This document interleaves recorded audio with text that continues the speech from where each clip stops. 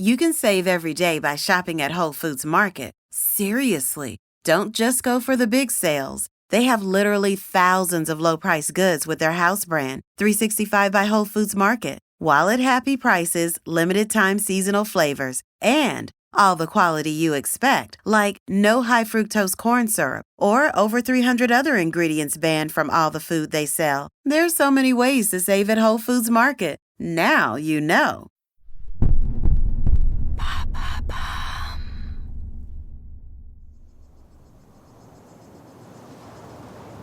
Au Mozambique, en 1969, le soleil commence à peine à se lever. Dans ce paysage sauvage qui s'étend à perte de vue, se tient Tipi, une actrice américaine.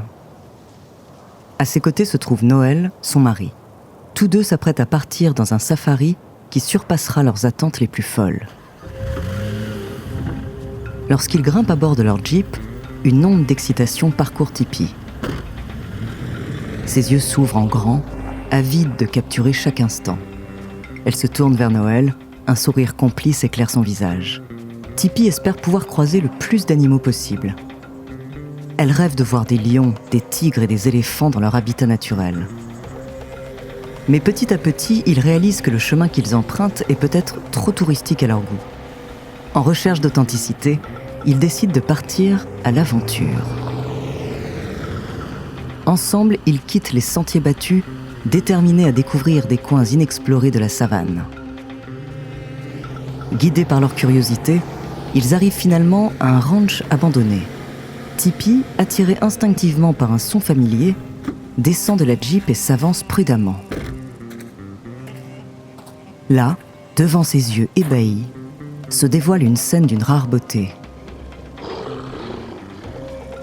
Un groupe de félins sauvages a élu domicile dans ce lieu en ruine. Des mères font la toilette de leurs petits. D'autres lions sont encore en train de dormir. Un frisson d'émerveillement parcourt Tipi. Des larmes perlent au coin de ses yeux, la réalité dépassant tout ce qu'elle aurait pu imaginer. Tipi chuchote à Noël de s'approcher lentement. Son mari, bouche bée, s'exécute avec précaution. Et c'est alors qu'une idée folle germe dans leur esprit, réaliser un film que personne n'a encore jamais vu.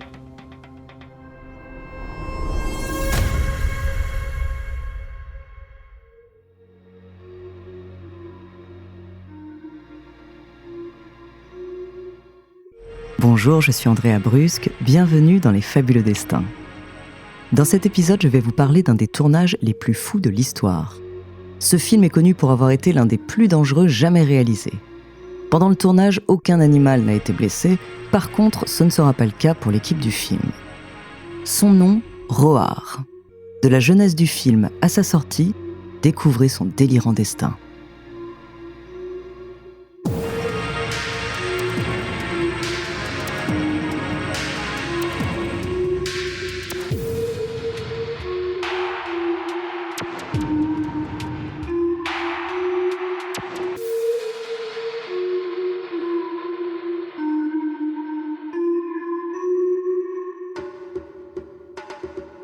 Tipi et Noël n'étaient pas de ceux qui se contentent de la banalité. Non, ils visaient l'extraordinaire.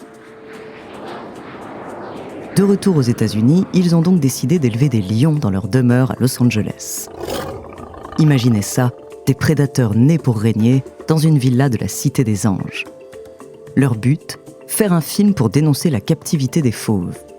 L'histoire est simple, une femme accompagnée de ses 2 enfants décide de rendre visite à son ancien époux. Ce dernier vit en Afrique et élève des félins au sein d'une réserve. Cependant, à leur arrivée, les choses ne vont pas se passer comme prévu. Ce projet à l'ampleur folle est à la hauteur de Tippi Hedren, connu pour son rôle dans Les Oiseaux de Hitchcock, et de son mari Noel Marshall, le producteur de L'Exorciste de William Friedkin. Pour incarner la famille mise en scène dans leur film, Tippi et Noel ont choisi d'incarner les rôles des parents, tandis que leur progéniture, dont la célèbre Melanie Griffith, ont endossé les rôles des enfants. Pour voir leur film naître, il était nécessaire de trouver un lieu pour accueillir encore plus de félins. Ils ont alors construit un ranch au nord de la ville. C'est ainsi qu'ils sont devenus les gardiens d'une centaine de fauves et de 2 éléphants. Tous ces animaux sont apprivoisés par le couple de manière autodidacte et n'ont jamais été éduqués par un dresseur professionnel.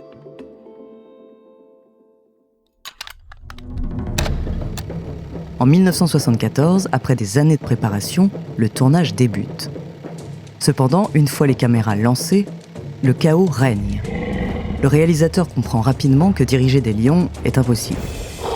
De plus, les acteurs se retrouvent à travailler avec des animaux qui n'ont pas été dressés.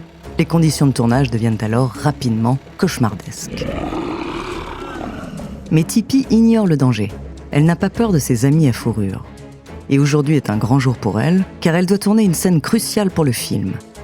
Alors qu'elle se prépare dans sa loge, un régisseur vient la chercher, l'équipe technique est prête. D'une démarche sereine, Tippi se rend sur le plateau. Les lions semblent calmes aujourd'hui. Elle s'approche de son mari, qui lui rappelle les indications de jeu pour la scène. Tippi se place sur sa marque et à l'annonce « Action », elle commence son interprétation. Cependant, les choses prennent une tournure inattendue. Les lions commencent à être nerveux. Tippi, qui connaît bien ces animaux, sent que quelque chose ne va pas. Elle a l'impression d'être devenue une proie. Inquiète, elle jette un coup d'œil à Noël, mais ce dernier ne stoppe pas la caméra. Tippi sent le danger grandir. Près d'elle, un arbre attire son attention. Elle réagit instantanément et se met à courir à toute vitesse. Ses mains s'agrippent à l'écorce rugueuse et elle escalade l'arbre avec une détermination sans faille. À peine a-t-elle réussi à s'agripper à une branche que près de 30 lions se rassemblent en bas. Tippi est submergée par la panique. Personne ne peut lui venir en aide. Elle sait qu'elle doit se débrouiller seule. Elle s'accroche à la branche avec une force désespérée. Puis soudain, un lion bondit sur elle. Ses crocs lui arrachent un morceau du cuir chevelu.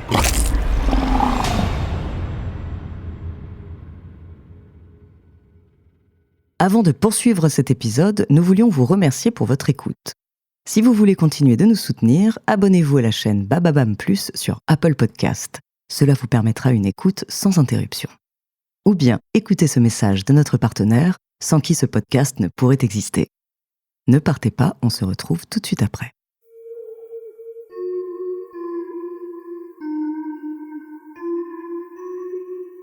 You can save every day by shopping at Whole Foods Market. Seriously, don't just go for the big sales. They have literally thousands of low-price goods with their house brand, 365 by Whole Foods Market. While at happy prices, limited-time seasonal flavors, and all the quality you expect, like no high-fructose corn syrup or over 300 other ingredients banned from all the food they sell. There's so many ways to save at Whole Foods Market. Now you know. Un cri d'effroi s'échappe de sa bouche, le sang coule sur son visage. Tippi est tétanisée, des larmes inondent ses joues. Des lambeaux de chair pendent de l'arrière de sa tête. La douleur est effroyable, mais Tippi essaye de garder son sang-froid. Si elle lâche la branche, elle va devenir le festin d'une trentaine de lions. Les caméras continuent de tourner, capturant la lueur d'horreur dans les yeux de Tippi, chaque goutte de sang qui s'échappe. Noël trouve ce moment artistiquement incroyable.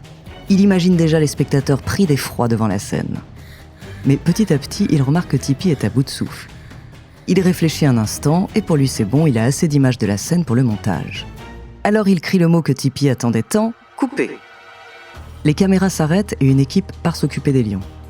Tippi lâche sa branche, son visage est couvert de sang. Les premiers secours se ruent vers elle pour l'aider. Noël se précipite à sa rencontre, mais Tippi le rassure, tout ce qui s'est passé en vaut la peine. Elle est prête à tout donner pour voir naître cette idée folle sur grand écran. Cette journée ne fait pas exception. Pendant le tournage, 70 membres de l'équipe ont officiellement été blessés. Certaines personnes ont essuyé de simples égratignures, tandis que d'autres ont été confrontées à des blessures beaucoup plus graves. Par exemple, le chef opérateur Jeanne de Bonte a eu 220 points de suture après avoir été scalpé par un lion. Noël a subi de nombreuses morsures et griffures au point de développer une gangrène, et il a mis des années à se remettre physiquement des séquelles de ce tournage. Quant à Tippi, elle a eu une hanche cassée, des morsures et des griffures. Cependant, la blessure la plus traumatisante restera celle de Mélanie Griffith. Dans une scène capturée par les caméras, on voit sa tête coincée par un lion luttant pour se libérer. Blessée au visage, elle aura besoin de chirurgie reconstructrice pour réparer les dégâts. À sa sortie, le film qui a coûté plus de 17 millions de dollars est un échec commercial. Mais pour Tippi et Noël, ce projet reste une réussite. Fervents défenseurs des animaux, ils feront de leur ranch un refuge pour les fauves en danger. Le film est aujourd'hui devenu culte grâce à son tournage hors norme, et en 2015, Roar a même été réédité 34 ans après sa sortie initiale.